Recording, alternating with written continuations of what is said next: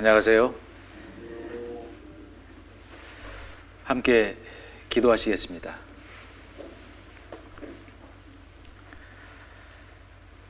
살아계시는 고마우신 아버지 하나님, 저희들을 불쌍히 여겨주시고 죄에서 영원히 구원해 하나님이 계시는 천국 소망을 주심을 참으로 감사합니다. 그 사랑과 은혜를 항상 마음에 기억하고 또 감사하며 은혜에 보답하며 살아가는 저희가 되도록 도와주시고, 특별히 우리 주님의 크신 그 사랑과 복음을 담대하게 입을 열어서 전하며 살아갈 수 있도록 도와주시옵소서. 오늘도 주님의 날 사랑하는 형제 자매님들을 말씀과 교제 앞에 인도해 주셔서 감사합니다. 오늘 주시는 말씀을 마음에 깊이 새기고 이 말씀을 생활 가운데 이루며 살아갈 수 있도록 도와주셔서 하나님에게 영광을 돌려드리고 우리 삶 가운데는 기쁨이 될 수 있도록 능력으로 역사해 주시기를 원합니다. 특별히 이번 한 주간 하나님이 허락하신 복음을 전하는 귀한 시간입니다. 더욱 담대하게 기도하며 이뤄진 영혼들에게 복음을 전할 수 있도록 도와주시고, 인도되는 그 귀한 영혼들 한 영혼도 이뤄지지 않도록 하나님께서 붙잡아 주시고 긍휼과 자비로 구원해 주시기를 간절히 기도합니다. 우리 형제 자매님들이 모두 함께 동참하고 기도하며 협력할 수 있도록 도와주셔서 합력함으로 선을 이룰 수 있도록 하나님의 큰 역사를 경험할 수 있도록 도와주시옵소서. 또한 우리 가운데에 여러 가지 형편과 사정으로 교제 가운데 함께하지 못하고 육신의 아픔으로 함께하지 못하는 형제 자매님들도 있습니다.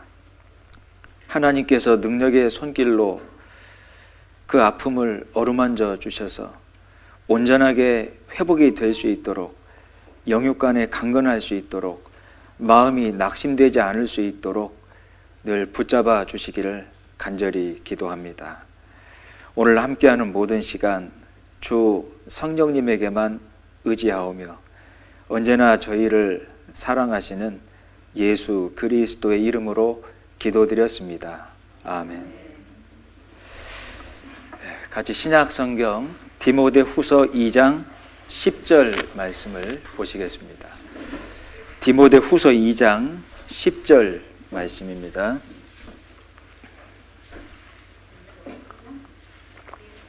신약 성경 344페이지 디모데 후서 2장 10절 말씀입니다.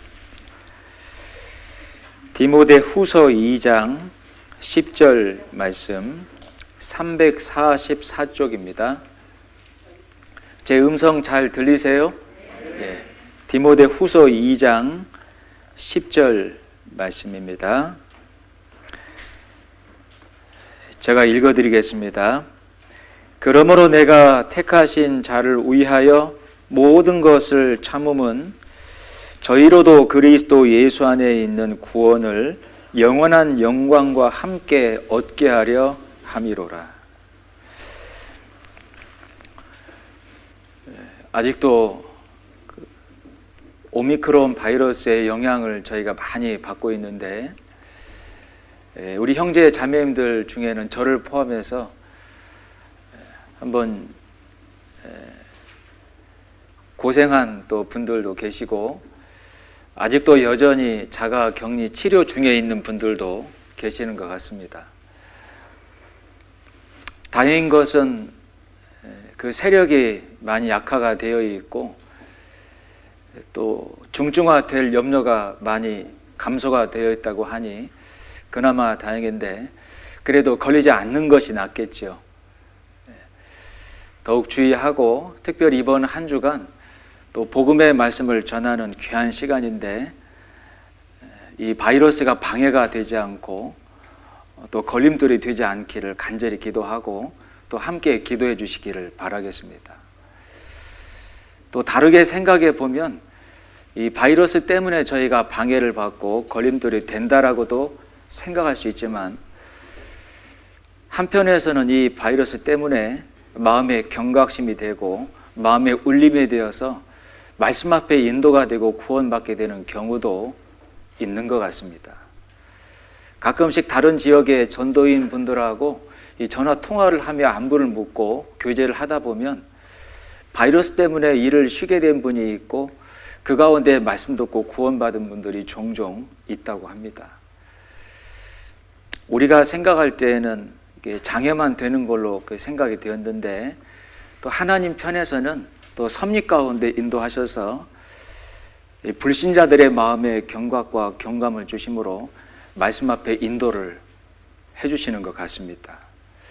이번 한 주간 우리 가평교회에도 하나님의 그 큰 역사와 은혜가 함께하는 한 주간이 되기를 바라고, 우리 모두가 함께 동참해서 간절히 기도로 협력하고 또 말씀을 듣는 분들을 도울 수 있는 그런 한 주간이 되어서 하나님 역사를 함께 저희가 경험하고 하나님이 영혼을 살리는 아주 중요한 아주 크신 일에 저희가 꼭 동참되기를 간절히 바랍니다. 하나님의 역사에 우리가 동참된다는 것도 작은 일이 아닐 겁니다. 그러죠? 성경 말씀에 보면 놀라운 하나님의 기적과 역사들을 저희가 확인할 수 있는데, 몇 가지만 생각해 봐도 그 견고한 여리고 성벽이 무너진 그 사건을 저희는 알고 있습니다. 당시에 그 여리고 성, 요단강을 건너서 가나안 땅 들어갔을 때 첫 번째 성이 여리고 성이었습니다. 이스라엘 백성이 가나안 땅 그 기업을 차지하려면 그 성을 반드시 건너야만 됩니다. 근데 그 성 두께가 마차 2대가 서로 교행이 가능했다라고 할 정도로 굉장히 넓었고 견고했습니다. 근데 그 성벽을 하나님의 능력으로 함께 하심으로 13바퀴를 이스라엘 백성이 돌자 와르르 무너졌습니다.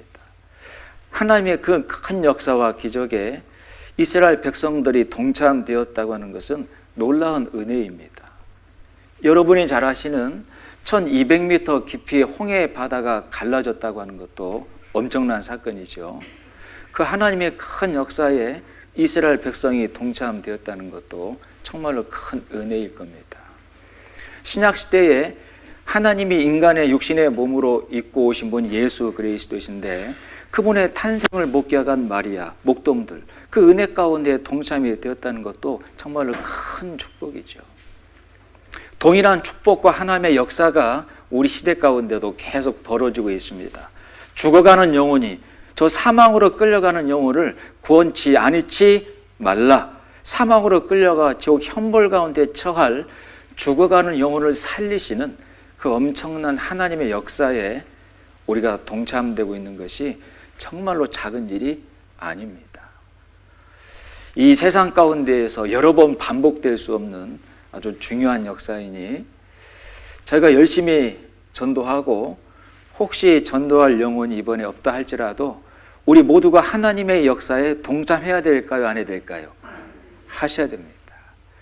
하나님의 역사를 현장 가운데 동참되어 경험하는 자의 삶과 그렇지 않은 자의 삶은 완전히 달라질 겁니다. 잠언 말씀에 확실한 증인의 말은 힘이 있다라고 말씀해서 영혼이 살아나는 생명이 탄생하는 그 자리 현장에 목격한 사람의 말은 힘이 있을 겁니다. 하지만 그렇지 않은 경우는 힘이 없겠지요. 이번 한 주간 전도할 영혼이 있고 없고를 떠나서 하나님의 진정한 초대입니다. 우리 형제 자매들부터가 다 동참되어서 함께 협력하고 기도할 수 있는 그 생명이 탄생하는 하나님의 역사를 경험할 수 있는 한 주간 되기를 바라겠습니다. 꼭 그렇게 해주실 거죠? 예. 제가 출석부를 매일같이 표시를 하랍니다. 불만 없으시죠?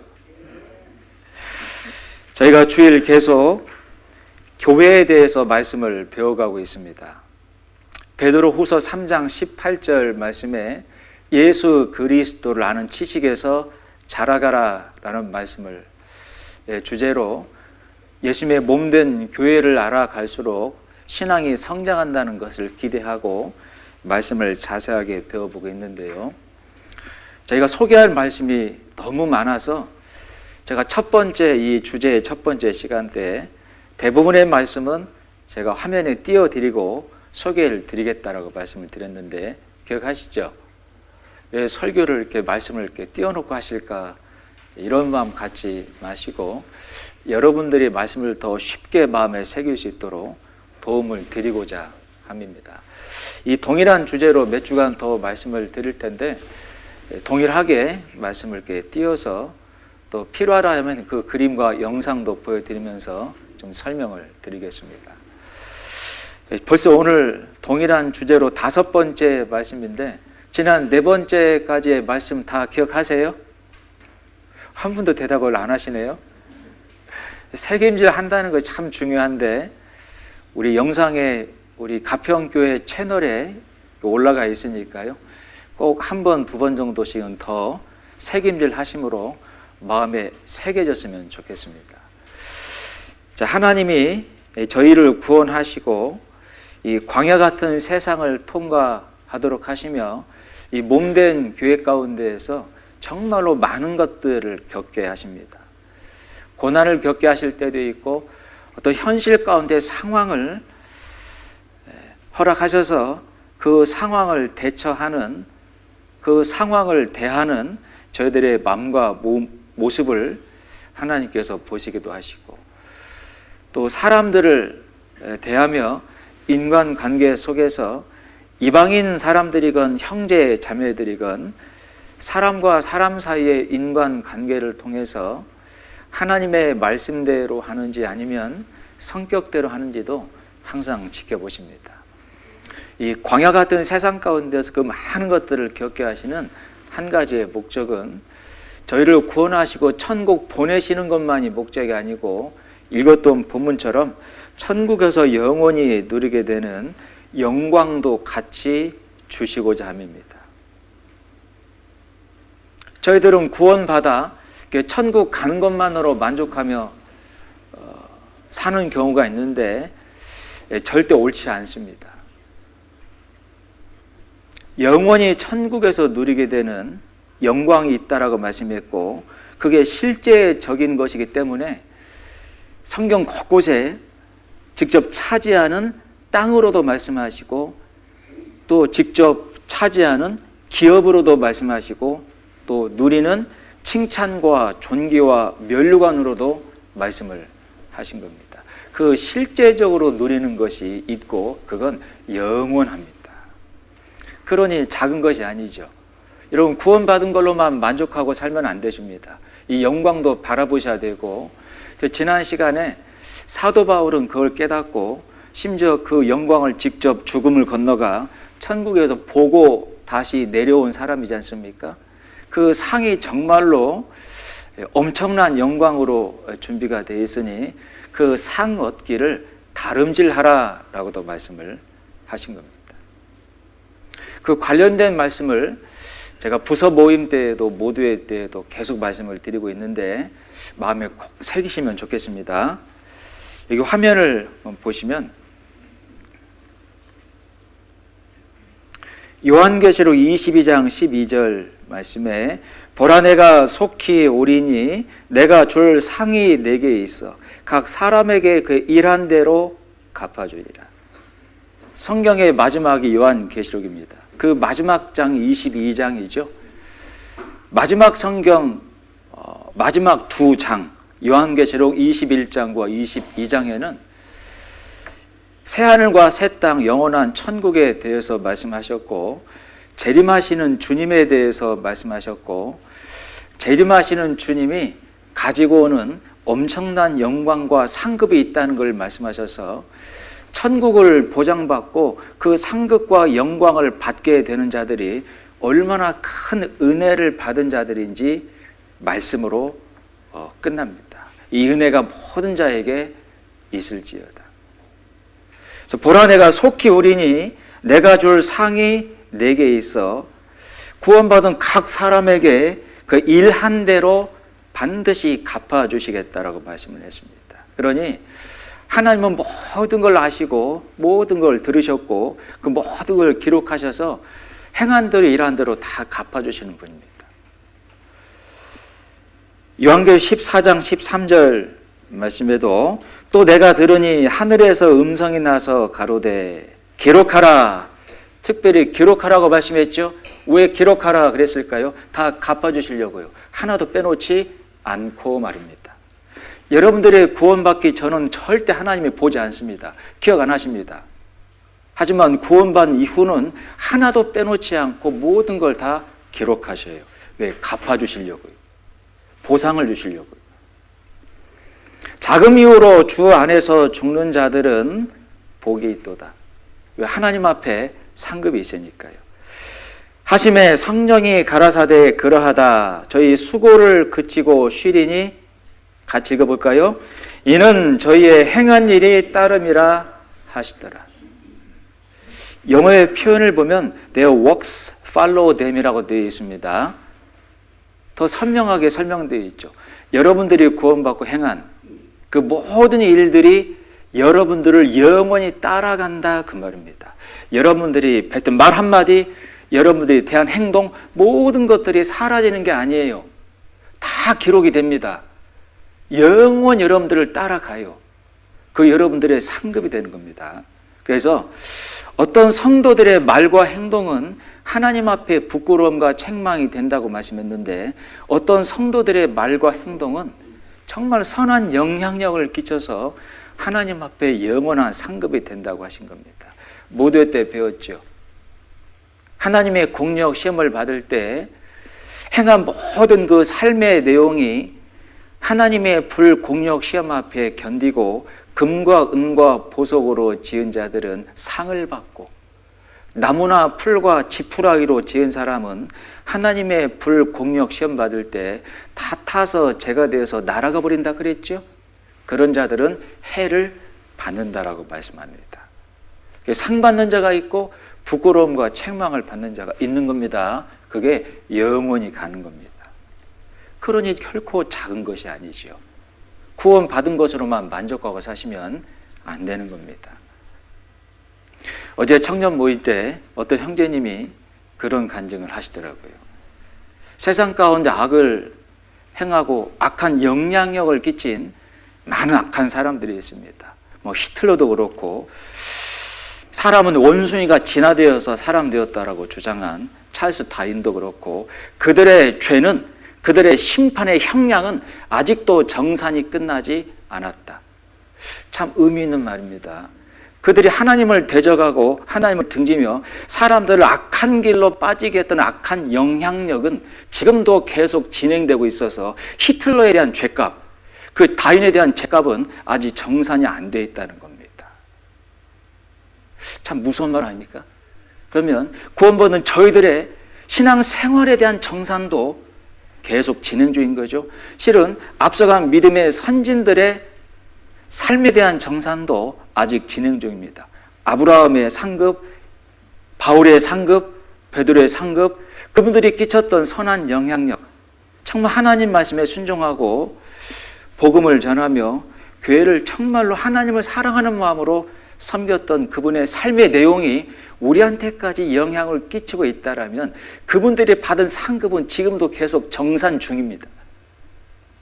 그게 한꺼번에 주님이 강림하실 때, 재림하실 때 한꺼번에 다 정산되는 거죠. 너희 행한 모든 일이 영원히 너를 따라가게 될 것이다 라는 말씀을 꼭 기억을 하셔야 됩니다. 그러니 반복되는 말씀이지만 말 한마디 하는 것도 행동 하나도 심판을 받을 자처럼 말도 하고 행하라 말씀을 하신 겁니다. 고린도후서 5장 10절 말씀에 그 구원받은 사람들의 심판대가 있다는 걸 분명히 말씀했죠. 이는 우리가 다 반드시 그리스도의 심판대 앞에 드러나 각각 선악간에 그 몸으로 행한 것을 따라 받으려 함이라. 이걸 뱀마 심판이라고 설명을 드렸습니다. 불신자들이 지옥에서 받는 형벌의 양을 결정짓는 백보자 심판이 있고, 구원받은 사람이 어떻게 살았는지에 대한 상급을 받는 베마 심판, 그 그리스도의 심판이 반드시 있다고요, 없다고요? 있다고요. 그래서 특별히 로마서 14장 10절 말씀에는 몸된 교회 가운데에서 형제 자매를 대하는 그 말과 행동이 상당히 비중 있게 하나님께서 평가하신다고 말씀을 하셨습니다. 정말 형제 자매님들을 대할 때 주님을 대하듯 조심하고 섬기는 마음으로 대할 수 있어야 됩니다. 로마서 14장을 한번 찾아보죠.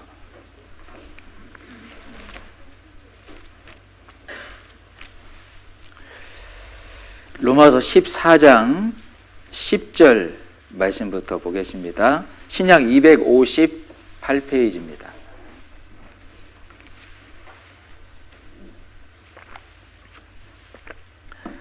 로마서 14장 10절 말씀부터 보겠습니다. 신약 258페이지입니다. 너무 화면만 보면 조금 그렇죠. 살짝 눈이 감겨지기도 하고 성경을 가끔 찾을게요. 로마서 14장 10절 말씀입니다. 258쪽입니다. 신약성경.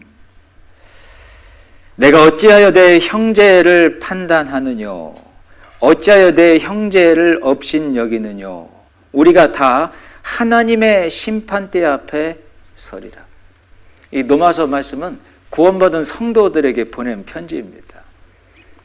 고린도후서 5장 10절 읽었던 말씀과 동일하게 이 성도들에게 대한 하나님의 의로운 심판이 진행된다는 걸 말씀하시면서 특별히 비중 있게 언급하신 것은 형제를 판단하고 형제를 업심 여기는 것은 하나님이 무겁게 다루시겠다라고 말씀을 하셨어요.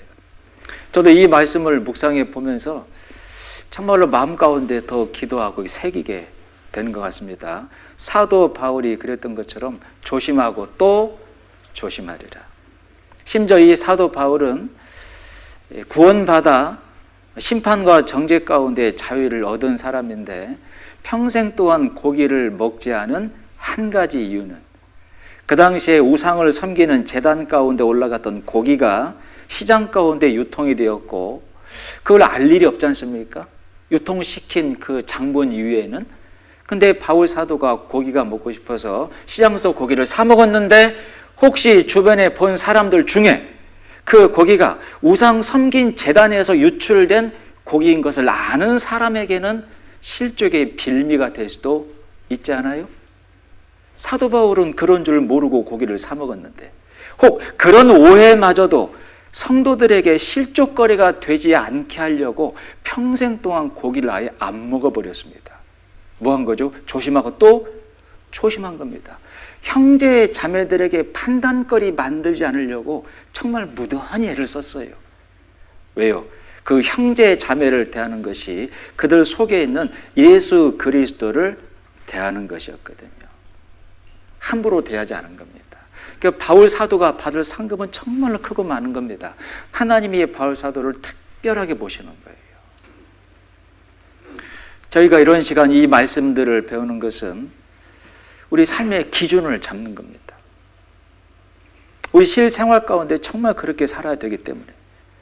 근데 간혹 나도 모르게 내 성격과 내 육신대로 말이 나오고 행동이 나올 때가 있지 않습니까? 그러면 전라도 버전으로 얼른 후딱 고치고 바꿔야 돼요. 왜? 이게 사실이니까요. 네, 이게 사실이니까. 우리가 모두의 때 배웠지 않습니까? 뭔가 정확하게 애정되어 있는 그 일정을 항상 저희는 생각하고 애정되어 있는 결정되어 있는 일정이기 때문에 철저하게 준비를 하지 않습니까? 결혼이 예정되어 있으면 철저하게 생각하면서 준비하고 시험이 예정되어 있으면 철저하게 준비합니다. 예수 그리스도의 재림과 그분 앞에 심판이 예정되어 있고 결정되어 있는 거라면 저희는 반드시 그날 그 사건을 생각하며 준비하고 사셔야 돼요. 세상에 결정된 일정들은 저희가 생각하고 준비하며 살지 않습니까? 그런데 하나님 앞에 결정되어 있는 그분을 만나는 심판 때는 생각하며 준비하고 살고 있을까요? 뭔가 우선순위가 잘못되어 있지 않습니까? 어제 청년 모임 가운데 어떤 자매님이 이런 간증도 하시더라고요. 마음에 교인되었습니다. 저는 가정에서, 교회에서, 세상 가운데 많은 역할들을 담당하고 있습니다. 가정에서는 아이의 엄마고 남편의 아내고, 또 가족을 봤을 때는 엄마의 딸이고 오빠의 여동생이고, 대충 감을 잡을 것 같은데 누군지. 또 교회에서는 자매이고 또 식구고. 근데 어떤 역할을 가장 비중 있게 마음에 생각하고 중요하게 생각하고 있을까? 어떤 역할을? 하나님과 연결되는 역할이 가장 중요하지 않습니까? 왜? 세상 가운데 연결되는 그 관계는 세상으로 끝나지만 하나님과 연결되는 관계는 영원히 가기 때문입니다. 그걸 잘 판단할 수 있는 게 현명한 사람이고 지혜로운 사람이죠. 여러분, 지혜는 뭘까요? 분별력이고 판단력입니다. 분별과 판단을 잘하는 게 지혜예요. 여러분들 어떤 역할에 더 비중을 두고 이 세상을 살아가고 있습니까? 하나님의 자녀로 형제 자매가 된 그런 관계, 그런 역할을 더 중요하게 생각하고 있습니까? 그러셔야 됩니다. 저기 데살로니가 전서 2장 12절 말씀에 이는 너희를 부르사 자기 나라와 영광에 이르게 하시는 하나님께 합당히 행하게 하려 함이니라.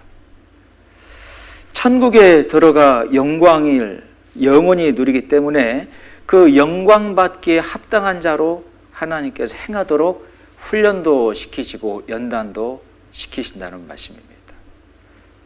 골로새서 1장 12절 말씀에도 동일한 말씀이죠.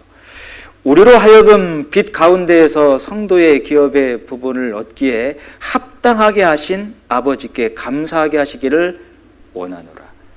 성도들이 천국에 누리는 실제적인 기업이 있고, 천국은 선물 받듯이 공짜로 구원받아 가지만 천국에서 누리고 차지하는 기업은 그냥 공짜가 아니죠.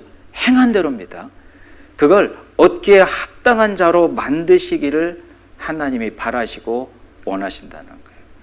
여러분, 올림픽 가운데 금메달을 받는 것은 올림픽에 참가하기만 하면 주는 참가상이 절대로 아니지 않습니까? 여러분, 지난 올림픽을 한번 생각해 보세요. 동계올림픽을 생각해 본다면 올림픽에 참가하는 모든 선수에게 금메달을 줬습니까? 열심히 몸을 만들고 절제하고 훈련을 피땀방을 흘리며 한 우승한 자에게 금메달이 주어졌습니까? 준비하고 우승한 자에게 금메달이 주어지죠. 하나님 앞에 영광을 영원히 누리게 됩니다. 그 영광 얻기에 합당한 자로 만드시고 연단하시는 과정이 이 세상이고 광야입니다. 그래서요, 사도행전 7장 말씀에 애굽에서 구원받아 나와 가나안 땅으로 이동했던 그 이스라엘 백성들을 광야 교회라고 말씀을 하고 있습니다. 광야 교회. 세상 가운데서 구별된 자들, 세상 가운데에서 빼어낸 무리들. 가나안 땅은 천국의 모형도 되지만 기업의 모형도 됩니다. 그래서 가나안 땅 들어갈 때 어때요? 땅을 그냥 줬습니까? 전쟁 가운데 승리하여 차지하라고 말씀했습니까? 전쟁 가운데 승리하여 차지하라고 말씀했어요. 가나안 땅은 그냥 들어갔지만 그 땅의 기업을 차지하는 것은 싸우지 않으면 차지할 수 없었습니다. 여호수아 성경 1장 말씀 보면 내가 그 땅에 들어가 싸워서 쟁취하여 승리하라. 싸워서 승리한 만큼 내 땅이 되리니. 예수님도 천국은 침노하는 자일 것이니 천국을 침노하라. 차지하라 그 말입니다. 그래서요, 제가 이 그림도 지난 시간에 한번 설명을 드린 적이 있습니다. 이 애굽은 세상을 상징합니다. 건너간 홍해 바다는 침례를 받은 것을 상징하고 가나안 땅은 천국과 영원히 누리는 영광의 상징입니다.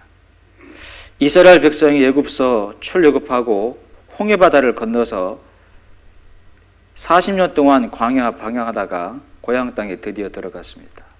이 모든 여정이 저희가 구원받고 천국 가는 여정과 동일하다는 것을 말씀을 드렸죠. 출애굽한 것은 저희가 구원을 받은 거고, 홍해 바다를 걷는 것은 저희가 침례를 받은 거고, 가나안 땅 들어간 것은 천국 들어가 영광을 누리는 건데, 중간에 겪었던 이 광야 40년은 천국 들어가 영광 받기에 합당한 자로 하나님이 만드시는 과정인 겁니다. 그러니 광야 교회라고 말씀한 거고, 우리가 지금 어디를 통과하고 있어요? 광야를 통과하고 있는 겁니다. 이스라엘 백성을 애굽 가운데에서 끄집어내는 것은 하룻밤이면 가능했지만, 그들 속에 묻어있는, 그들 속에 박혀있는, 그들 속에 물들어 있는 세상을 빼내는 데는 40년이 걸린 겁니다. 40년 동안 세상을 빼내서 영광받기 합당한 자로 키웠고 만드신 겁니다. 출애굽 원년 세대 가운데는 여호수아 갈렙만 살고 나머지 다 죽었죠. 광야 가운데 태어난 이 세대들만 가나안 땅 영광에 들어갔습니다. 뭘 말합니까? 구원받기 전 내 육신은 완전히 죽고 침례 가운데 물에 잠겼다가 다시 올라오는 것처럼 이제 구원받은 새로운 사람으로 살아갔던 삶만, 정말 말씀에 순종하고 복음을 전하며 교회를 섬기며 살았던 그 삶만 흔적으로 남아서 하나님 앞에 갔을 때 영원한 영광으로 보상을 받는다는 말씀이에요. 이 과정이 저희가 천국 들어가 영광 누리는 과정과 똑같다고 설명을 하신 겁니다. 그래서요, 신명기 8장 16절 말씀에 내 열조도 알지 못하던 만나를 광야에서 내게 먹이셨나니 이는 다 너를 낮추시며 너를 시험하사 마침내 내게 복을 주려 하심이었노라.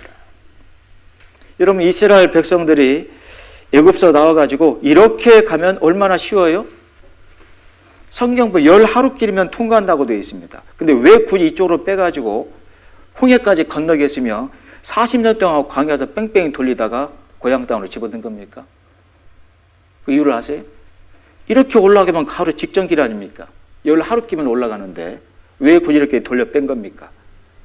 예, 애굽에서 나왔지만 하나님의 영광 받기에 합당한 자가 되어 있지는 않은 겁니다. 그냥 가나안 땅에 들여보낼 수는 없었던 겁니다. 연단이 되지 않고 훈련을 받지 않았기 때문에 가나안 땅 들어가봤자 가나안 7 족속과 전쟁할 때 다 도망갈 사람들이에요. 그러니 가나안 족속과 싸워 승리가 가능한 병사와 군사로 훈련시키고 연단시킨 담금질이 광야 40년이었어요. 저희도 마찬가지죠. 저희가 구원받자마자 그냥 제 목숨을 들여다가 천국으로 옮겨놓으면 얼마나 좋겠습니까? 근데 이 광야 같은 세상에 왜 남겨두신 거지요? 우리가 구원받은 것은 영혼의 신분만 바뀌어 있지 아직도 이 더러운 육신의 정욕과 기질, 성품도 남아있고 이 죄악된 세상도 그대로 있고 이 세상의 공중 권세 잡은 자, 악한 자, 마귀도 그대로 뒀어요. 왜 그랬을까요?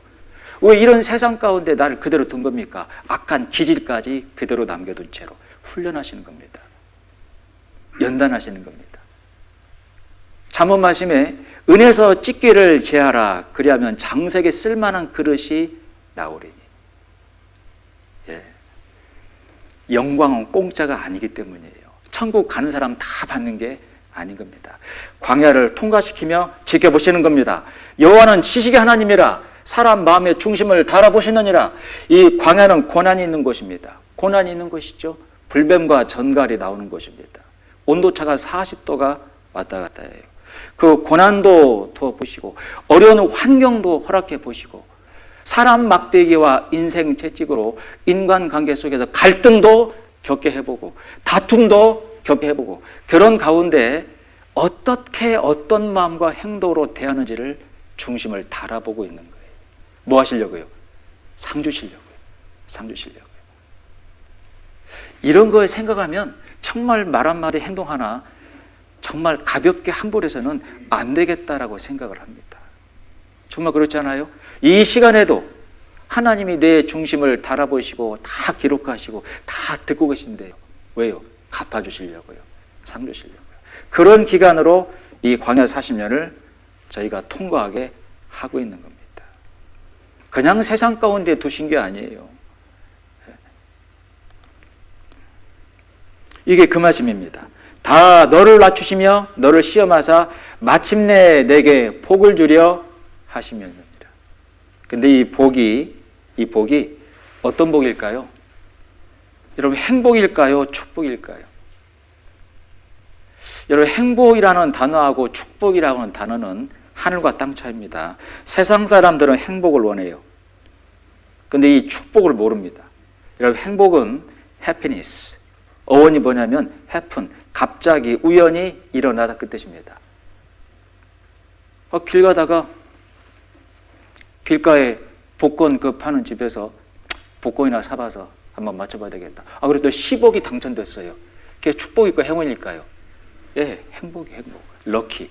행운이죠. 하지만 그 행복, 그 행운, 그 럭키, 해피니스는 그 근본이 사라지면 행복도 완전히 사라집니다. 10억 벌었어요. 다 써버렸네요. 또 행복할까요? 다 사라지는 겁니다. 세상 사람들은 이 행복만을 원해요. 진정한 축복이 뭔지를 모르고 있는 겁니다. 하나님이 살아계신 것도 모르고 천국에 있는 것도 모르고 천국에서 영원히 누리게 되는 영원한 축복이 있다는 걸 몰라요. 그걸 바라보질 않습니다. 근데 문제는 구원받은 저희들도 이 축복을 바라보지 않고 행복만 바라보고 사는 자들이 있다는 거예요. 안타깝게도. 세상 가운데 더 많이 벌고 더 많이 먹고 많이 즐기고 얼마나 어리석습니까? 여러분, 이 축복은 blessing, 단어가 bleed, 피를 흘리다라는 단어에서 온 겁니다. 감 잡히시죠? 예수 그리스도, 하나님이 인간의 몸으로 오신 예수 그리스도 창조주가 피 흘리심에 엄청난 대가를 치르시고 만들어 놓은 복이 블레싱 축복입니다. 그러니 이건 영원히 사라지지 않습니다. 하나님이 피 흘리심의 대가로 만든 축복이면 영원히 사라지지 않는 거예요. 그 뜻이 담겨 있는 거라고요. 성경 가운데 모든 축복은 다 블레싱이에요. 해피니스가 아닙니다. 잠깐 있다가 사라지는 그 럭키, 행운이 아니라니까요. 영원한 축복인 겁니다. 여러분들은 행복을 받기를 원하십니까? 축복을 받기를 원하십니까? 축복이죠. 네, 축복. 그걸 하나님이 주시기를 원한다 그 말입니다. 여러분들이 그걸 관심을 안 가지니까 못 받는 거예요. 그러니 시편 말씀에는 하나님이 구원받은 성도들에게 주시려고 작정한 준비되는 축복이 창고에 가득 쌓여있는데 먼지가 쌓여있다고 그랬습니다. 왜? 받으려고 관심들을 안 갖고 있다는 거예요. 하나님의 축복의 창고에는 먼지가 쌓여있다. 그런 말도 있더라고요. 어떤 신학자가 한 말 중에.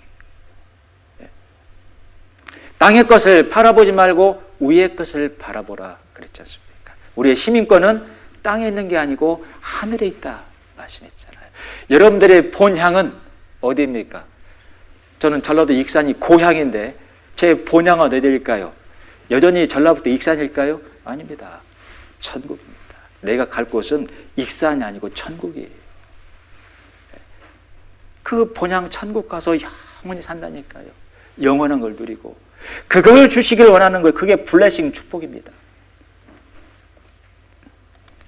그래서요, 에베소서 1장 3절 말씀에 보면 찬송하리로다 하나님 곧 우리 주 예수 그리스도의 아버지께서 그리스도 안에서 하늘에 속한 모든 신령한 복으로 우리에게 복 주시되.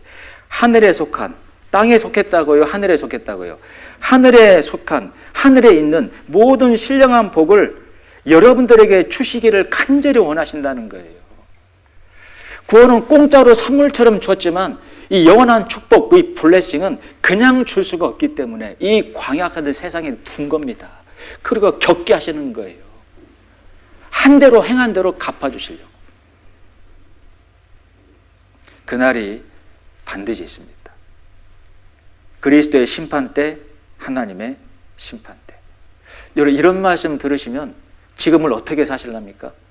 가끔 말씀드리잖아요. 지금을 위해서 지금을 살지 말고 영원한 미래를 바라보며 영원한 미래 위해서 지금을 살라고. 제가 모두의 때 그 말씀도 드렸습니다. 내가 영원히 천국 들어가 살 집을 이 세상 가운데 지금 짓고 있다라면 어떤 마음으로 짓겠냐 그 말입니다. 어떤 마음으로, 어떤 재료를 써가면서 정말 심혈을 기울여서 아주 비싸고 튼튼한 재료 가지고 아주 견고하게 집을 짓지 않겠습니까? 시편 17편 14절 15절 말씀에 세상 사람들이 바라는 행복과 우리 그리스도인들이 바라봐야 되는 축복이 기록되어 있어요. 14절 말씀에 여호와여 금생에서 저의 분깃을 받은 세상 사람들에게, 이 금생에서요. 금생은 뭐예요? 지금 이 세상에서 받는 분깃, 이걸 행복이라고 말하고 있는 겁니다. 더 많은 걸 가지고 많은 걸 누리는 것. 여러분 솔직히 그런 걸 바라보며 살아오지 않았습니까? 구원받기 전? 네? 신기루처럼 더 많은 돈을 좀 벌어서 더 많은 걸 누리고 싶다. 네. 금생에서 저희 분깃을 받은 세상 사람들에게서 나를 주의 손으로 구하소서. 이 다윗의 고백인데요. 다윗은 기도했습니다. 나를 그런 세상 사람들의 행복을 바라는 어리석은 마음에서 구해내주세요. 그는 주의 제물로 배를 채우심을 얻고 자녀로 만족하고 그 남은 산업을 그 어린 아이들에게 유전하는 자녀이다. 세상 사람들은 뭘로 만족해요? 제물과 자녀와 산업과 유전하는 걸로, 이걸로 만족합니다. 이거면 그만 끝이라고 생각합니다. 근데 이게 사라지면, 재물 사라지고 자녀가 사고를 당하거나, 죄송합니다, 먼저 세상을 떠나면 정말 불행해지는 거죠. 그게 진정한 행복일까요? 아닙니다. 나는 의로운 중에 주의 얼굴을 보리니 깰 때 주의 형상으로 만족하리이다. 내가 저 세상 갔을 때 하나님이 피 흘리시고 그 대가로 준비해 놓으신 영원한 블레싱, 그 축복, 기업, 상급, 면류관, 칭찬, 존귀, 땅, 이런 걸 영원히 누리게 된 것에 만족하나이다. 똑같은 만족이지만 완전히 다른 만족이죠. 여기 창세기 25장 말씀 보면 쌍둥이 이야기가 나옵니다. 누군지 아시겠어요? 에서와 야곱 같이 태어났어요. 에서가 먼저 태어났는데 아주 등치가 좋았고 붉은 털을 갖고 있어서 이 붓다라는 뜻의 에서라고 이름을 붙였고, 야곱은 나도 나갈란다 그러면서 예수의 뒷 발꿈치를 딱 붙잡고 쏙하니 튀어나왔어요. 같이 튀어나왔습니다. 그래서 야곱의 이름의 뜻이 발 뒤꿈치를 붙잡다라는 뜻입니다. 근데 에서와 야곱은 그 삶이 완전히 달랐습니다. 생각도 달랐고 바라보는 것도 달랐고 생활이 완전히 달랐어요. 에서는 사냥꾼인 거로 항상 뭘 생각했습니까? 들판에 뛰노는 사냥감, 세상, 육신, 쾌락만을 사랑했습니다. 야곱은요, 생각이 많은 자라. 장자에게 준비된, 장자에게 약속된 그 축복을 영원히 바라봤다라고 되어 있습니다. 하지만 자기는 장자가 아니에요. 하나님에게 장자와 똑같은 축복받기를 바랬습니다. 여러분, 에사와 야곱이 살고 있을 때 할아버지 아브라함이 같이 살고 있었어요. 그러니 아브라함은 창세기 여러 곳에 하나님에게 얼마나 많은 영적인 축복을 약속받은 자입니까? 아브라함아, 이리 와봐라. 하늘을 쳐다보라. 이 별을 네가 셀 수 있겠느냐? 셀 수 없나이다. 네가 받을 축복이 셀 수 없는 이 별처럼 많을 것이다. 그 축복은 블레싱입니다. 해피니스가 아니에요. 그 축복이 너를 통해 통로가 열릴 것이고 네 후손 가운데 예수 그리스도가 탄생하셔서 예수 그리스도로 말미암아 많은 사람들이 구원받고 영원한 영광을 누리게 되는 축복을 받게 되는 통로가 되리라. 아브라함의 믿음을 축복하시며 통로가 될 것을 약속하셨죠. 그 영적인 엄청난 축복을 받은 약속받은 아브라함이 손자들한테 그 얘기를 했을까 안 했을까요? 아들 이삭은 물론이고 손자들이 태어났네요. 앉혀놓고 항상 하는 얘기가 블레싱, 영적인 축복 얘기였습니다. 그걸 들었음에도 불구하고 해서는 그 이야기를 들으면서도 아이고 할아버지 오늘 또 한 얘기 또 한다. 귀를 극적 어제 저녁도 한 얘기 오늘 또 하시네. 그러면서 밥을 먹으면서도요, 눈앞에는 뭐가 왔다 갔다 해요? 토끼가 왔다 갔다 하고 사슴이 왔다 갔다 하고 사냥감들이 왔다 갔다 하는 겁니다. 그러니 밥만 먹으면 나갔다 오겠습니다. 상냥만 하는 겁니다. 세상에 있는 것들만 취하고 살았다 그 말입니다. 에서는요, 할아버지의 말씀을 듣고 아버지 이삭의 말을 들으며 에서는 생각이 종용한 사람이라. 하나님에게 약속받은 그 축복이 얼마나 큰 것인지를 사모했다고 되어 있습니다. 근데 에서가 어때요? 사냥 마치고 돌아와서 배가 고팠네요. 어디서 팥죽 끓이는 냄새가 솔솔 나요. 여러분 밖에 일하고 집에 돌아왔을 때 맛있는 김치에다가 돼지고기 송송 썰어 집어넣은 김치찌개 냄새가 확 올라와 봐요. 저는 벌써 막 입에 침이 고이는데, 그러니 이 야곱이 꾀돌입니다. 때는 이때다. 형에게 딜을 하죠. 형님, 이 팥죽 정말 맛있게 쏘았는데 보셔, 빛깔도 좋지 않습니까? 시장하시죠, 형님. 이 팥죽 드시고 형님에게 보장되어 있는 장자의 축복, 할아버지 아브라함이 항상 말씀하신 그 장자의 축복 나한테 주시오. 여러분, 정상적이라면 에서가 뭐라고 대답을 했어야 됩니까? 이놈 해야 되지 않습니까? 넘볼 넘봐라. 근데요, 애따 더 가져라. 두 번 다시 고민하지 않고 장자의 축복, 내가 지금 배가 고파 죽겠는데 장자의 축복, 그게 무엇 대신아, 너 가져라, 너 해라. 정말로 어리석은 사람입니다. 하나님께 받을 약속된 그 영적인 축복을 그냥 야곱한테 툭 던져버리고 자기는 팥죽 한 그릇, 그 행복, 이야 맛있다, 아이고 배부르다, 행복하다, 그러고 있는 겁니다. 얼마나 어리석은 사람입니까? 그래서요, 예레미야 성경 말씀에는 이스라엘 백성들이 하나님께서 약속해 주신 영적인 축복을 바라보지 못하고 그 영광을 허망한 것으로 다 바꿔버렸다라고 책망하는 말씀이 기록되어 있어요. 혹 우리가 그러고 있지는 않은지. 예레미야 2장을 한번 찾아보죠.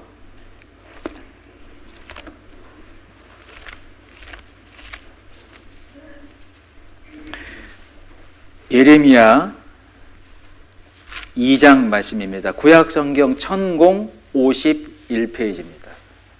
예레미야 2장, 구약 1051페이지입니다. 예레미야 2장 9절에서 11절까지의 말씀입니다. 구약성경 1051페이지 예레미야 2장 9절에서 11절까지의 말씀입니다. 예레미야 2장 9절에서 11절까지 말씀 찾으셨나요? 그러므로 내가 여전히 너희와 다투고 너희 후손과도 다투리라. 여호와의 말이니라. 하나님은 이스라엘 백성들에게 계속 축복과 은혜 주기를 원하는데 이스라엘 백성들은 바라보질 않는 겁니다. 그러니 다투는 거예요. 10절, 너희는 깊은 섬돌에 건너가 보며 게달에도 사람을 보내어 이 같은 일의 유무를 자세히 살펴보라. 11절을 같이 읽죠. 어느 나라가 그 신을 신 아닌 것과 바꾼 일이 있느냐. 그러나 나의 백성은 그 영광을 무익한 것과 바꿨도다.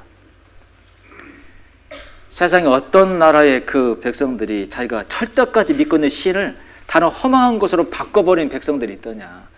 있지도 않은 그 우상도 철석까지 믿고 그걸 안 바꾸려고 붙잡고 사는데 너희는 사실은 하나님을 뵙고 하나님의 영광을 약속을 받고 있는데 그걸 버려버리고 험한 것으로 다 바꾸고 있다는 겁니다. 여러분, 다음 한 주간 이 장소에서 하나님의 주님의 복음이 선포가 됩니다. 하나님이 일을 하시는, 역사하시는 현장이죠. 여러분, 복받는 길이 뭘까요? 동참하는 겁니다. 그걸 분별하고 깨닫고 사는 거죠. 어떤 일이 정말로도 가치 있고 하나님 앞에 영원한 거고 영광스러운 거냐, 세상에 잠깐 있는 행복이냐, 영원한 축복이냐. 아마 우리 가운데 다음 한 주간에 축복과 영광을 받을 수 있는, 영혼을 살리는 복음 전하는 이 현장에 그 축복을 마다하고 세상 즐거움을 쫓아서 갈 사람은 없을 겁니다. 정말 어리석지 않습니까? 제가 보성에서 목회할 때요, 어떤 아이가 그때 아마 5만 원짜리가 처음 나왔을 때인가 5만 원짜리를 이제 선물로 받은 것 같습니다. 근데 굳이 제 사무실에 와가지고 막 흔들면서 목사님 나 돈 막 그러고 있더라고요. 저것 봐라, 약 올리네. 제가 책상에 맛있는 과자가 몇 개 있었어요. 뭐 찰떡 파이 뭐 이런 과자가 있어가지고 요놈 봐라. 제가 과자 몇 개를 딱 꺼내가지고 자, 이 맛있는 과자 내가 하나니까 먹어서 보여줬어요. 막 맛있게. 그랬더니 큰 맥에 심어져 가지고 목사님 저도 과자 주세요. 그래? 너 그거 5만 원짜리 돈 나한테 주면 내 과자 줄게 했더니 얼른 주더라고요. 사장님 그 종이를 막 탁 던져버리고 목사님 과자. 가히 잘한 거예요, 잘못한 거예요? 엄청 손해본 거죠. 그 5만 원 갖고 마트에 가봐요. 그 찰떡바 한 100개는 샀겠네. 네? 내가 혹 그러고 있지는 않냐는 거죠. 네? 정말 영광스러운 것을 세상 가운데 험한 것으로 엿바꿔 먹듯이 바꿔 먹기지는 않은지. 제가 어렸을 때 아버지한테 되게 혼났어요. 왜냐하면 중요한 것을 엿을 진짜 바꿔 먹어버렸거든요. 아버님이 정말 아끼는 뭔가 있었거든요. 근데 갑자기 옛날에는 이제 정말 리어커 끌고 다니시면서 그걸 팔았잖아요. 엿도 팔고 잡쌀떡 하면서 이제 어깨에 이렇게 짊어지고 양쪽에 유리 관 속에다가 그 먼떡이에요. 절편도 팔고 안에 팥 들어가 있는 그 떡을 팔았지 않습니까? 정말 제가 아버님 아끼는 물건을 갖다가 엿을 받고 팔아 먹었다니까요. 제가 얼마나 혼나는지 몰라요. 제가 그 기억이 계속 나는 것은 하나님 앞에 혼나겠다. 정말 중요한 그 영광을 세상 험한 것으로 바꿔치게 하는 거. 정말 혼나겠다. 이런 어리석은 그 중요한 것을 세상 잠깐 있는 쾌락으로 바꿔 내가 혹 그럴 수 있다는 겁니다. 여러분 하나님 앞에 구원받고 천국 가는 것만이 목적이 아니니 정말 영광이 있다는 것을 꼭 생각하시고 그 상 얻기를 영광 얻기를 바라보고 다름질하시라고요. 어떻게 하면 그 영광 얻을 수 있을까? 영광 얻는 길이 뭘까? 영광 얻기 어떻게 살아야 될까? 관심 가져야 될 거 아닙니까? 하나님은 계속 복 주시려고 하니까. 그래서요 그 영광과 영원한 축복을 받기 위한 가장 확실한 지름길은 알려드릴까요? 정말 확실한 지름길은 하나님 말씀에 순종하고 사는 겁니다. 그것보다 큰 지름길은 없어요. 그래서요 여기 신명기 8장 2절 말씀에 내 하나님 여호와께서 이 40년 동안에 너로 광야의 길을 걷게 하신 것은 왜? 복 주시려고 걷게 하셨다 그랬죠? 네, 광야 가운데에서 시험하시고 테스트하셨는데 뭘 시험하셨냐면 말씀대로 순종하며 사는지 그걸 중점적으로 보셨다 말씀하십니다. 이는 너를 낮추시며 너를 시험하사 내 마음이 어떠한지 그 명령을 지키는지 아니 지키는지 알려 하심이라. 하나님 제 마음 알잖아요. 저 하나님 사랑합니다. 말씀 지키고 순종하며 살게요. 모르십니다. 여러분 행동 가운데 나타나지 않는 걸 어떻게 알아요? 행함이 없는 믿음은 적은 믿음이다. 같이 살고 있는 부부 사이에서도요. 아내가 남편에게 당신은 나한테 사랑한다는 말 한마디 할 줄을 몰라? 그걸 꼭 얘기하게 알아? 당신 내 마음 몰라? 어떻게 알아요? 행함으로 나타내질 않는데 어떻게 합니까? 그렇지 않아요? 자매님들 그 공감되지 않습니까? 남편분들이 여러분들한테 내가 당신 사랑을 몰라? 평상시에 관심도 없고 내가 뭘 원하는지 기뻐하는지 관심도 없고 그러면서 사랑한다고 말만 하고 그럼 어떻게 알겠습니까? 하나님도 마찬가지입니다. 하나님 말씀에 순종하는지 그렇지 않은지 시험하사 알려 하심이라. 그걸로 복 주시려고요.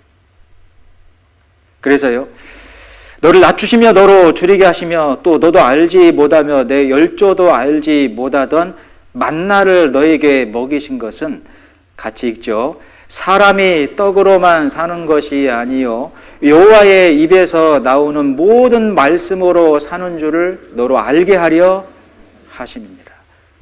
사람이 떡으로 사는 게 아니고 하나님이 주시는 말씀으로 산다. 떡은 뭐예요? 육신을 말합니다.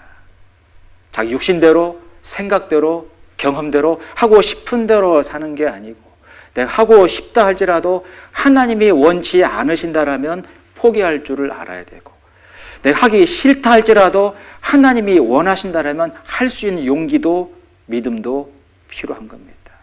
그렇게 상지를 알려 하십니다. 그럼 질문을 보죠. 우리 형제자매들 그렇게 살고 있습니까? 하나님 말씀대로. 그래서 구름 기둥과 법궤의 인도로 광야 40년을 통과하게 한 겁니다. 낮에는 구름 기둥을 이 광야 교회, 이 가운데 이제 이 성소, 지성소, 성막이 있고 12지파가 장정만 60만 명, 여자분들과 아이까지 포함하면 약 200만 명이 쭉 중심으로 딱 둘러치고 있는 겁니다. 구름 기둥을 쫙 올려가지고 이 광야 시나이 반도는 낮에 온도가 최고 40도까지 올라갑니다. 그러니 해를 피하지 않으면 광야를 걸어갈 수가 없어요. 그 여자분들과 아이까지 대동하고 이동하는데 그 200만 명, 장정만 60만 명인데 하나님이 이 구름 기둥을 쭉 펴 올려가지고 해를 딱 막아준 겁니다.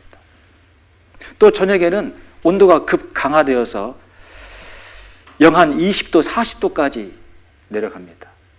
그러니 이 구름 기둥 속에 불을 집어넣어서 온도를 데펴 주었다라고 말씀합니다.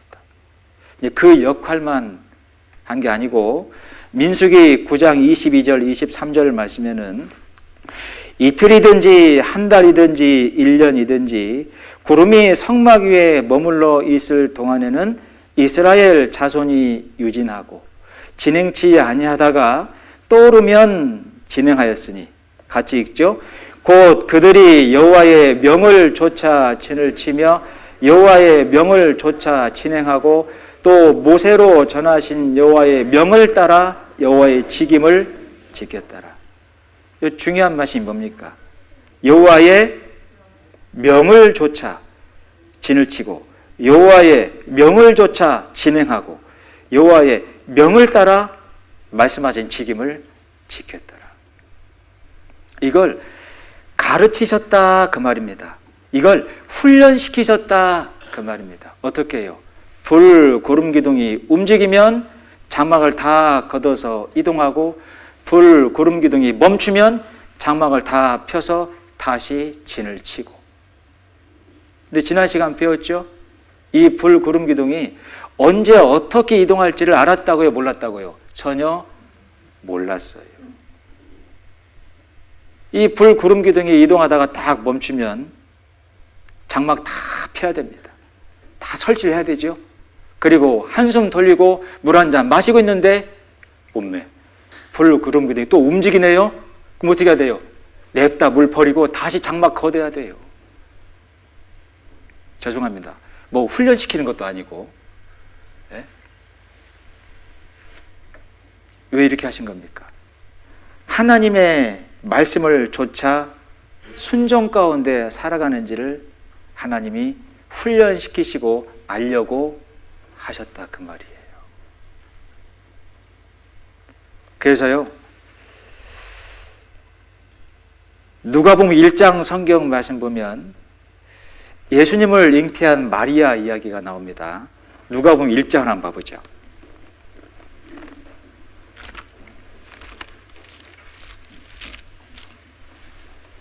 누가복음 1장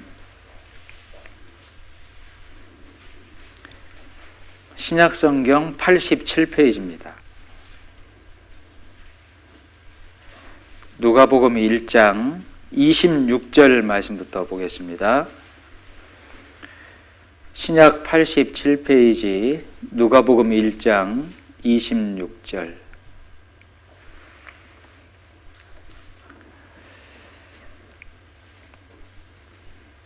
찾았습니까? 여섯째 달에 천사 가브리엘이 하나님의 보내심을 받들어 갈릴리 나사렛이란 동네에 가서 다윗의 자손 요셉이라 하는 사람과 정혼한 처녀에게 이르니 이름은 마리아라. 그에게 들어가 가로되 은혜를 받은 자여 평안할지어다. 주께서 너와 함께 하시도다 하니 처녀가 그 말을 듣고 놀라 이런 인사가 어찌함인고 생각하매 천사가 일러 가로되 마리아여 무서워 말라. 내가 하나님께 은혜를 얻었느니라. 보라 내가 수태의 아들을 낳으리니 그 이름을 예수라 하라. 하나님이 마리아에게 예수님에 대한 수태의 고지를 하고 있는 장면입니다. 이 사건을 그 연극으로 많이 만들어서 교회 학교에서 많이 하기도 하지 않습니까? 이 마리아가 얼마나 놀랬겠어요. 갑자기 천사가 탁 나타나더니 네가 아이를 잉태하게 될 거고 성령으로 잉태가 된 아이니 이름을 예수로 가라. 예수의 뜻이 구원자라는 뜻입니다.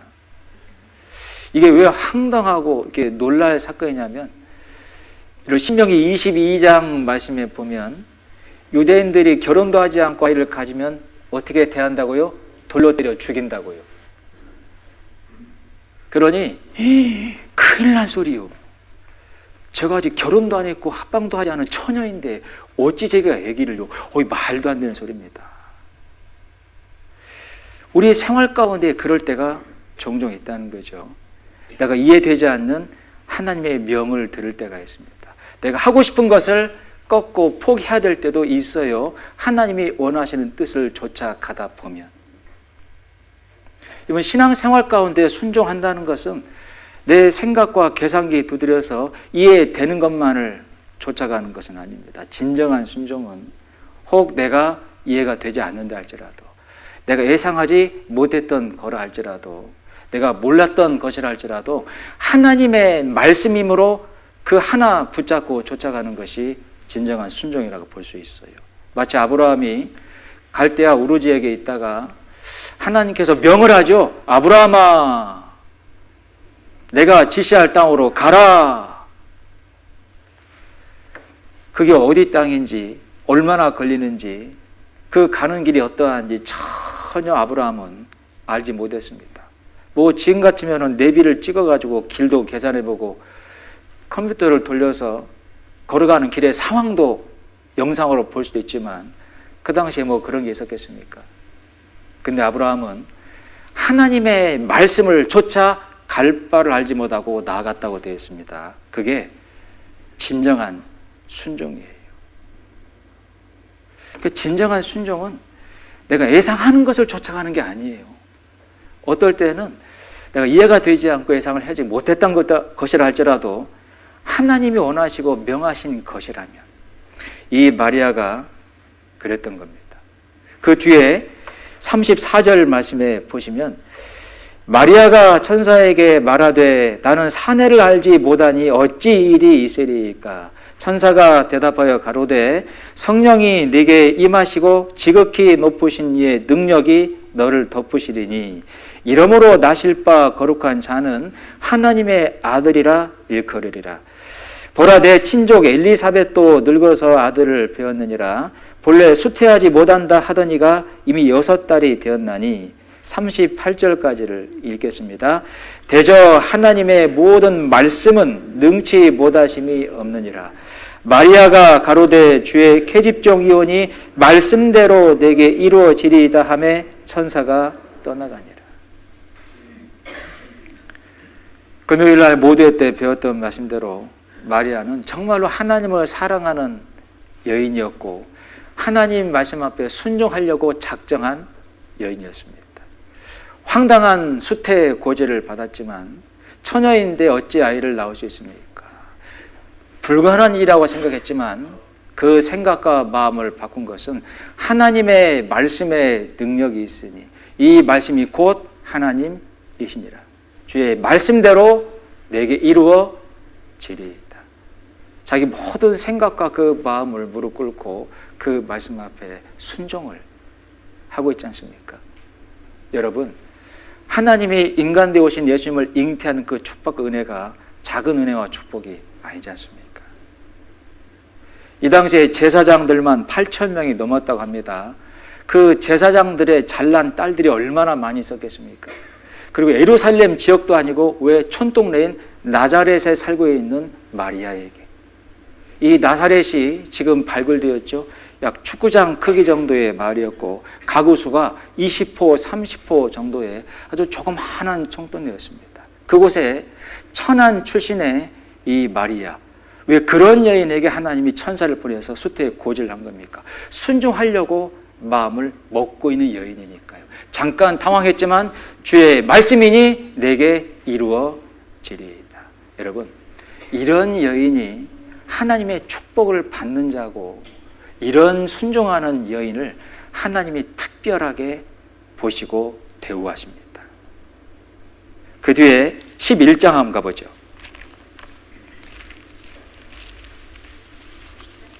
11장 27절입니다.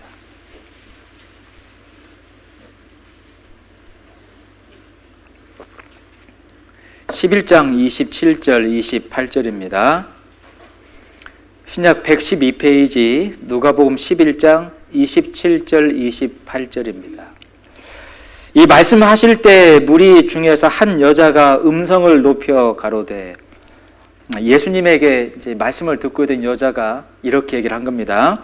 당신을 뵌 태와 당신을 먹인 젖이 복이 있도소이다 하니. 예수님이 가히 사람이 할 수 없는 말을 이렇게 하시고 이적과 기적을 이렇게 보이시니까, 당신은 정말로 선지자가 맞도소이다. 당신을 뵌 태와 당신에게 어렸을 때부터 젖을 먹인 여인이 복이 있겠습니다.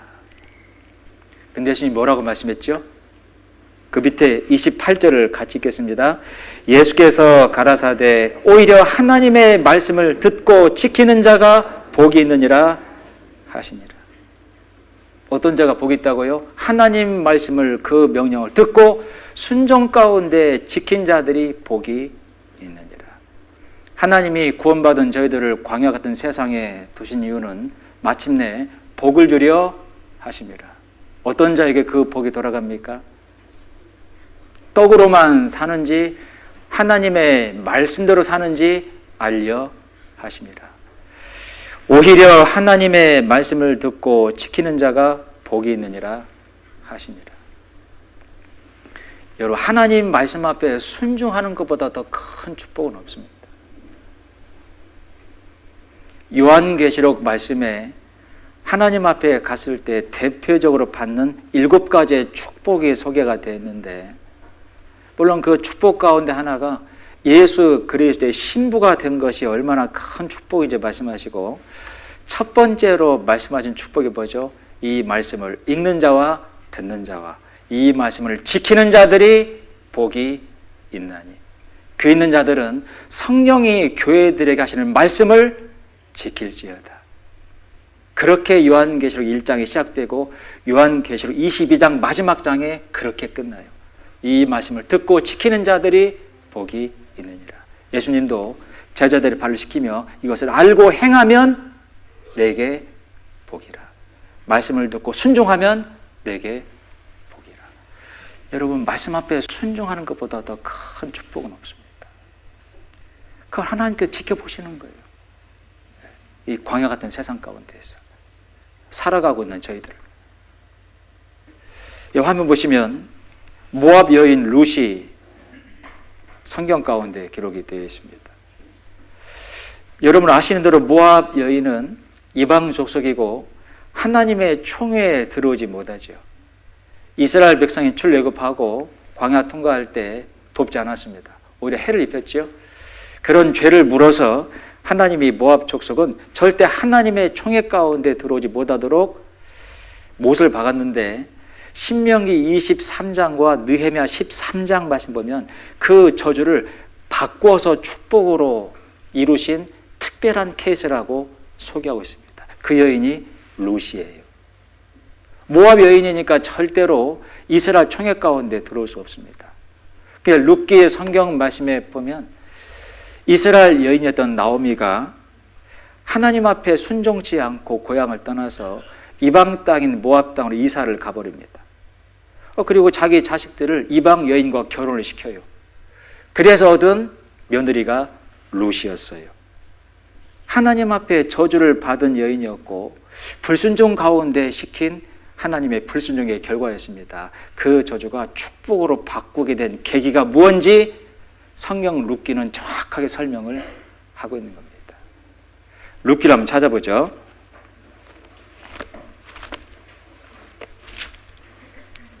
룻기 1장 말씀입니다.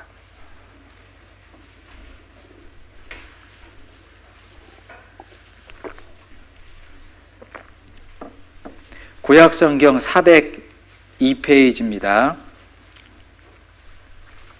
룻기 1장 구약성경 402페이지 룻기 1장입니다. 룻이라고 하는 여인의 이야기가 기록되어 있습니다. 룻기 1장 13절 14절 말씀입니다. 룻기 1장 찾았습니까? 13절 14절입니다. 너희가 어찌 그것을 인하여 그들의 자라기를 기다리겠느냐? 어찌 그것을 인하여 남편 두기를 멈추겠느냐? 내 딸들아, 그렇지 아니하니라. 여호와의 손이 나를 치셨으므로 나는 너희로 인하여 더욱 마음이 아프도다. 그들이 소리를 높여 다시 울더니 오르바는 그 시므에게 입 맞추되 룻은 그를 붙여쳤더라. 이 시어머니 나오미, 이스라엘 여인이 나오미가 남편과 함께 하나님께 불순종하고 모압 땅 이사를 갔습니다.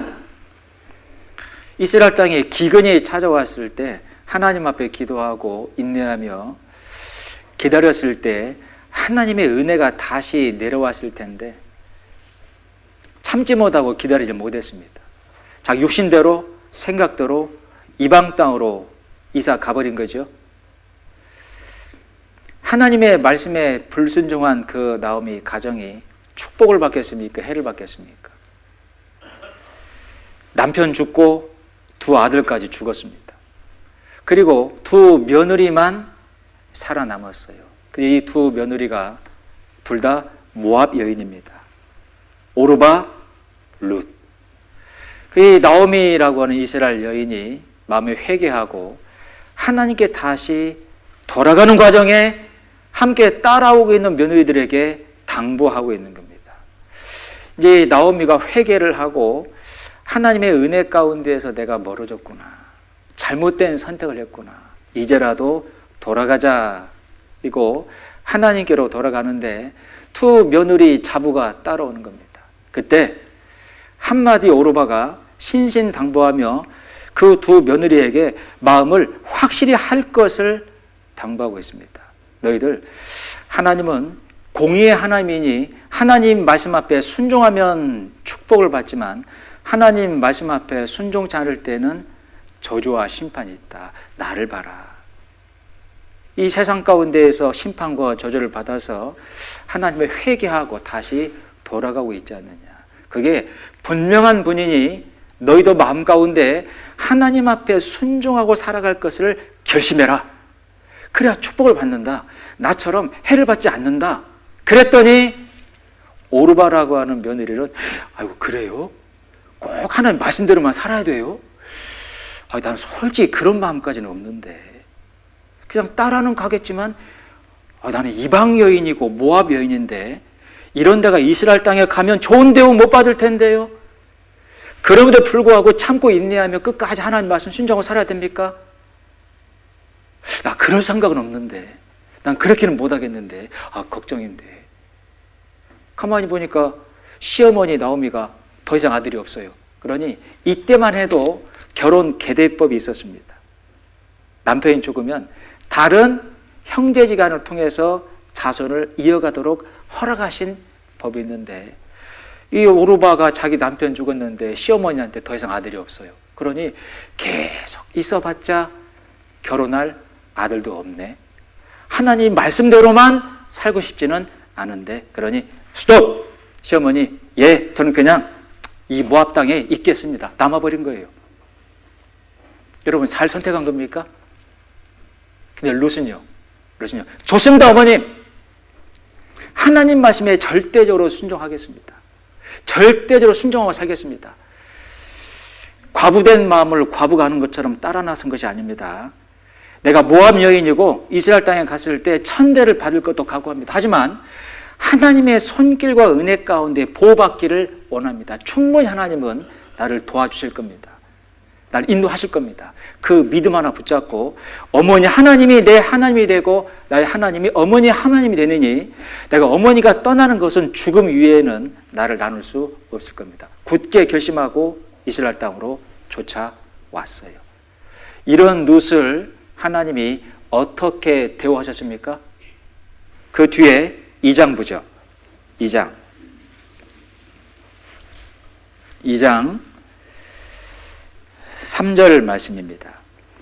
룻이 가서 베는 자를 따라 밭에서 이삭을 줍는데 우연히 엘리멜렉의 친족 보아스에게 속한 밭에 이르렀더니 마침 보아스가 베들레헴에서부터 와서 베는 자들에게 이르되 여호와께서 너희와 함께 하시기를 원하노라.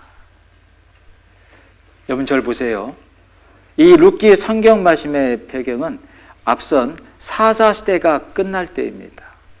여러분 사사시대는 어떤 시대입니까? 죄악이 반복되던 시대죠.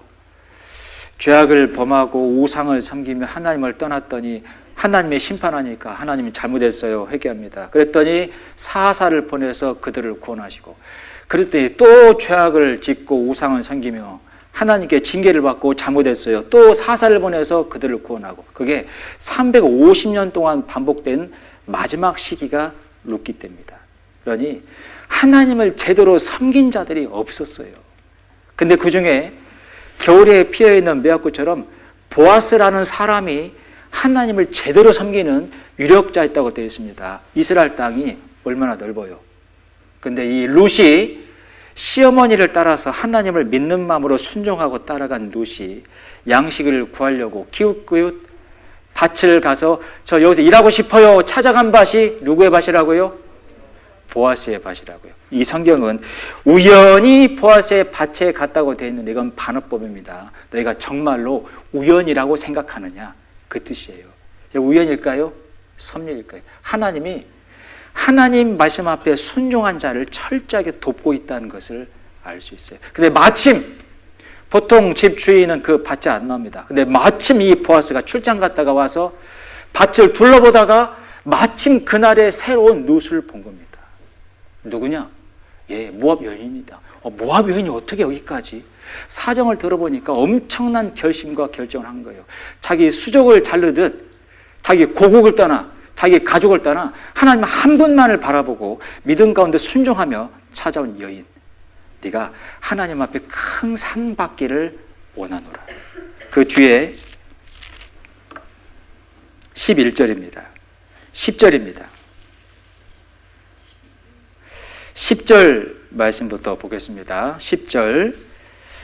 룻이 땅에 엎드려 절하며 그에게 이르되 나는 이방 여인이오늘 당신이 어찌하여 내게 은혜를 베푸시며 나를 돌아보시나이까.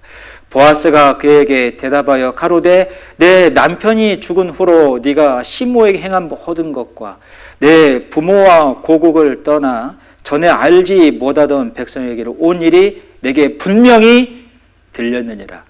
12절을 같이 읽죠. 여호와께서 내 행한 일을 보응하시기를 원하며 이스라엘의 하나님 여호와께서 그 날개 아래 보호를 받으러 온 내게 온전한 상 주시기를 원하노라. 이 보아스는 예수님의 모형입니다. 룻은 구원받은 성도들의 모형이에요. 정확히 이 말씀이 그리스도의 심판 때, 베마 심판 때를 설명하고 있는 건데 보세요. 이 모압 여인 룻 자체가 나는 이방 여인을 어찌 내가 은혜를 받겠습니까? 자기 신분이 어떤 사람인지를 정확히 얘기하고 있죠. 우리가 이 모압 여인 룻 같은 사람이었습니다. 하나님의 은혜 가운데 머물지 못할 비참한 죄인인데 예수님의 그 십자가의 보혈의 능력과 사랑으로 영원히 구원받아 천국으로 옮겨져 영원한 영광을 누릴 자격을 얻었어요. 근데 그 영광은 그냥 공짜로 주는 것이 아니기 때문에 룻처럼 하나님의 명을 따라 하나님의 말씀을 따라 죄송합니다. 손과 발을 자르는 것처럼 철저하게 순종하고 사는 자들, 그렇게 순종하고 이스라엘 땅으로 왔지 않습니까? 하나님께서 그 보아스에게 연결시켜서 이 보아스가 이 룻에게 뭐라고 얘기하죠? 네 모든 것과 모압에 남겨지는 네 생활의 모든 그 즐거움들과 부모와 고국을 떠나서 하나님의 백성 앞에로 온 일을 내가 분명히 들었거든요. 왜 하나님이 이 보아스를 통해서 분명히 들었다라고 말씀한 겁니까? 보상해 주려고요. 상으로 갚아주시려고요. 분명히 들었거니와 하나님의 날개 밑에 순종하고 찾아온 네가 하나님 앞에 상 받기를 원하노라. 제가 아까 하나님은 여러분들에게 구원은 물론이고 영광도 축복도 주시길 원한다 말씀드렸죠. 그 영광을 받는 비결이 뭡니까? 순종하고 사는 거라고요. 순종하고 철저하게. 여러분, 그런 성도들을 하나님은 정말로 특별하게 대우하십니다. 자, 화면 보세요. 마태복음 1장은 예수 그리스도의 족보가 기록되어 있고 거룩한 족보라고 알려져 있습니다. 1장 1절 말씀에 아브라함과 다윗의 자손 예수 그리스도의 세계라. 아브라함은 믿음의 대표죠. 우리가 믿음으로 구원받고 천국 가는 것을 설명합니다.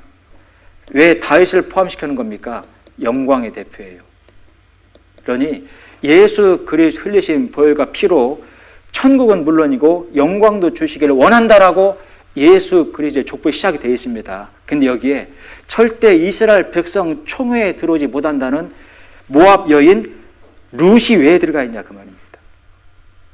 룻이.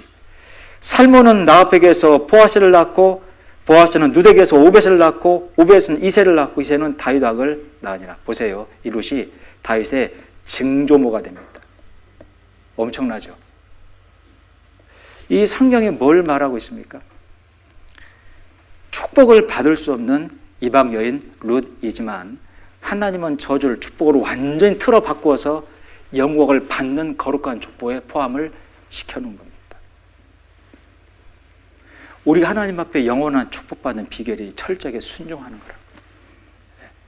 그래서요, 여기 말라기 성경 3장 16절 말씀에는 그때 여호와를 경외하는 자들이 피차에 말하며 여호와께서 그것을 어떻게 하셨다고요? 분명히 들으셨다고요. 하나님을 경외하는 게 뭡니까? 하나님을 경외한다는 게 뭐죠? 하나님을 믿는 겁니다. 하나님을 믿는 내용이 있어야 되죠. 그게 순종이에요. 하나님을 믿는 믿으면 내용이 있어야 되고, 여러분 하나님 믿으세요? 확실히 믿습니까? 어떻게 믿으십니까? 그 믿음의 내용이 순종이라고요. 내가 순종하지 않는다라면 안 믿고 있는 거예요. 멕시코에 선교사 분들이 가서 선교를 하는데요. 이 멕시코의 이 지역 인디언들이 있지 않습니까?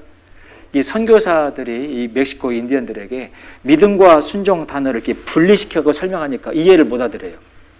그 멕시코 인디언들이. 아, 이상하다. 왜 믿음과 순종이 다른 단어지? 이 멕시코 인디언들의 언어 가운데는 믿음, 순종이 한 단어로 되어 있답니다. 이걸 선교사분들이 나누어서 얘기하니까 이해를 못 하더래요. 아, 믿는다라면 당연히 순종하는 건데 믿음이 순종과 같은 단어인데 왜 다른 단어로 얘기하십니까? 선교사분들이 한 수 배웠다고 합니다. 초창기 멕시코 선교 이야기를 들어보면. 맞지 않습니까? 히브리서 한번 찾아보죠. 11장입니다.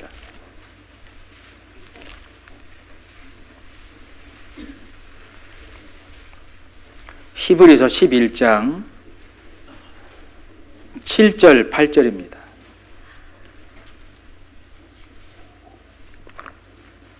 신약성경 365페이지 히브리서 11장 7절 8절입니다. 히브리서 11장 7절 8절 신약 365페이지입니다. 믿음으로 노아는 아직 보지 못한 일에 경고하심을 받아 경외함으로 방주를 예비하여 그 집을 구원하였으니 이로 말미암아 세상을 정죄하고 믿음을 좇는 의의 흐사가 되었느니라.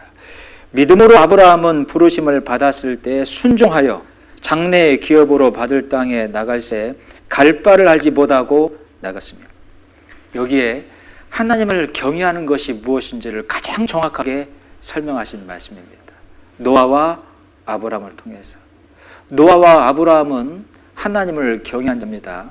하나님을 경외하는 자들을 분명히 들으시고 책에 기록하시며 훗날 영광으로 바꾸시겠다 말씀했는데, 노아에게 하나님의 홍수의 심판을 경고했습니다. 여러분, 그 당시에 빗방울이 한 번도 내린 적이 없는 시대예요. 근데 창세기 말씀 보면 하나님께서 명하신 대로 다 준행하였더라. 하나님의 명대로 다 준행하였더라. 이 노아가 하나님을 믿음으로 하나님의 말씀임으로 순종함으로 준행했고 그 삶이 하나님을 경외한 거라고요. 아브라함도 아까 설명한 대로 가나안 땅으로 가라! 한 번도 간 적이 없는 땅, 얼마나 걸리는지 모르는 땅, 어떤 위험이 있는지 모르는 땅, 하나님의 말씀 하나만을 쫓아갔다고 되어 있습니다. 그게 믿음으로 순종하며 쫓아간 거고, 믿음에는 순종으로 쫓아갈 때 그게 하나님을 경외하는 것이 된다고요. 우리 성도분들은 하나님을 경외하고 있습니까? 여기 보세요, 화면에. 자, 마무리를 해보죠. 그때 여호와를 경외하는 자들이 피차의 말함에 여호와께서 그것을 분명히 들으시고 여호와를 경외하는 자와 그 이름을 존중히 생각하는 자를 위하여 여호와 앞에는 기념책에 기록하셨느니라. 어떤 자들을 기념책에 기록하시고 분명히 들으시고 기념책에 기록하셨다고요? 여호와를 경외하고 여호와를 존중하는 자. 하나님을 경외하고 하나님을 존중한다는 건 뭡니까? 하나님의 말씀에 믿음으로 철저하게 순종하며 사는 거잖아요. 그런 자들을 이 성경에 말라기 3장 17절 18절에 하나님의 특별한 소유로 삼으시겠다라고 말씀한 겁니다. 만군의 여호와가 이르노라 내가 나의 정한 날에, 이것도 기억하셔야 됩니다. 하나님 앞에 정한 날이 있어요. 서두에 설명드렸죠? 그리스도의 심판대, 하나님의 심판대 앞에 각자가 서서 여러분이 행한 대로 상급을 받는 그 한 날이 있습니다. 그들로 나의 어떤 소유를 삼는다고요? 특별한 소유를 삼을 것이요. 또 사람이 자기를 섬기는 아들을 아낀 같이 내가 그들을 아끼리니 그때 너희가 돌아와서 의인과 악인이며 하나님을 섬기는 자와 섬기지 아니하는 자를 분별하리라. 정리 삼아서 말씀을 들어볼게요. 하나님을 경외하는 자를 하나님이 특별한 소유로 삼는다. 하나님 말씀 앞에 철저하게 순종할 줄을 아는 사람. 마리아처럼, 룻처럼, 노아처럼, 아브라함처럼. 여러분, 그런 성도들은 천국을 가도 특별한 대우를 받는다 그 말입니다. 특별한 소유를 삼으리니. 하나님이 특별한 대우를 하시고 특별한 보상을 하시려고 분별하시는 일을 지금도 하시는 거예요. 제가 어제 청년분들한테 그 말씀을 드렸습니다. 하나님은 마태복음 25장에 오른편에서는 의인과 왼편에서는 악인도 분별하시고 의인 가운데 하나님을 경외하고 존중한 자와 대충 산 자들을 분별하신다라고 말씀을 하셨습니다. 저희가 3년째 코로나로 지금 고생하고 있는데 이 코로나를 통과하고 있는 저희들은 하나님 앞에 분별을 받고 있다라고도 볼 수 있습니다. 여러 가지 제약이 있고 어려움이 있지만 그럼에도 불구하고 신앙과 믿음을 지키고 게으르지 않고 이걸 전도의 기회로 삼고 하나님 말씀 앞에 철저히 순종하며 산 자들과 이 코로나 시대를 틈타서 게으르고 머뭇거리고 뭔가를 포기하고 이렇게 산 자들을 하나님은 분별을 지금도 하고 계시는 겁니다. 자, 이 몸된 교회 가운데 하나님이 광야 같은 세상을 통각해 하시며 하나님의 말씀대로 사는지 육신대로 떡으로 사는지를 보시겠다 하신 말씀을 꼭 기억하시고 저희를 구원하신 것은 천국만이 목적이 아니고 영원히 누리게 되는 영광도 있다는 것을 꼭 생각하시기를 바라겠습니다. 다음 한 주간 하나님 말씀을 전하는 이 복음을 전하는 이 귀한 시간도 하나님 앞에 영광을 받는 시간이라고 볼 수 있습니다. 아직 남아있는 한 이틀 정도의 시간을 귀하게 사용해 말씀을 전하시고 혹시 이번에 전도할 기회가 주어지지 않았다 할지라도 여러분들부터가 꼭 참석을 해서 함께 기도하고 또 새로 듣는 분들을 돕고 협력하는 가운데 생명이 탄생된다라면 여러분이 비록 전도를 하지 않았다 할지라도 생명이 탄생된 것에 대한 영광은 같이 받습니다. 제가 가끔 그 말씀 드렸죠? 사무엘상 30장 말씀에 전쟁에 참가해 승리의 전리품을 얻어오는데 그 전리품은 영광의 상징입니다. 그건 전쟁을 한 병사들한테만 준 것이 아닙니다. 장막에 남아서 군사들을 위해 기도한 그 나머지 백성들에게도 똑같이 전리품을 나누도록 하셨어요. 제가 광주에 있을 때 경기 어느 지역의 형제님이 구원받고 임사체험하신 이야기를 간증으로 들은 적이 있습니다. 그분 직접 하나님을 만나고 왔다라고 간증을 했고, 구원받은 성도들에게도 임사체험이 가능하다고 저는 생각을 합니다. 근데 그분이 하나님께 가장 많이 책망받은 것이 무엇인지를 모두의 때 간증을 하더라고요. 하나님의 역사, 생명을 살리는 현장에 왜 있지 않았느냐고 가장 많이 책망을 받았답니다. 내가 비록 전도하지 않았어도 현장에서 함께 기도하고 함께 협력했을 때 그 영광과 상급을 같이 받을 텐데 왜 그 현장에 있지 않았냐는 책망을 가장 많이 받고 깨어났다는 거예요. 저는 그게 사실이라고 믿습니다. 오늘 드린 말씀을 꼭 기억하시고 삶 가운데 영광을 쌓아가는 삶이 되기를 바라겠습니다. 기도하시겠습니다. 사랑이 많으신 고마우신 아버지 하나님, 오늘도 저희의 마음과 발걸음을 하나님 말씀 앞에 옮겨주시고 우리가 마땅히 무엇을 바라보며 살아가야 될지를 알려주심을 감사합니다. 한순간도 허투루 살아가지 않도록 도와주시고 하나님 앞에 약속되어 있는 영광을 바라보며 살아갈 수 있도록 인도해 주시옵소서. 다음 한 주간 계획되어 있는 생명과 영혼을 살리는 이 성경 강연회에 우리 모두가 함께하여 그 영광을 함께 마음에 누리는 귀한 시간이 될 수 있도록 도와주시옵소서.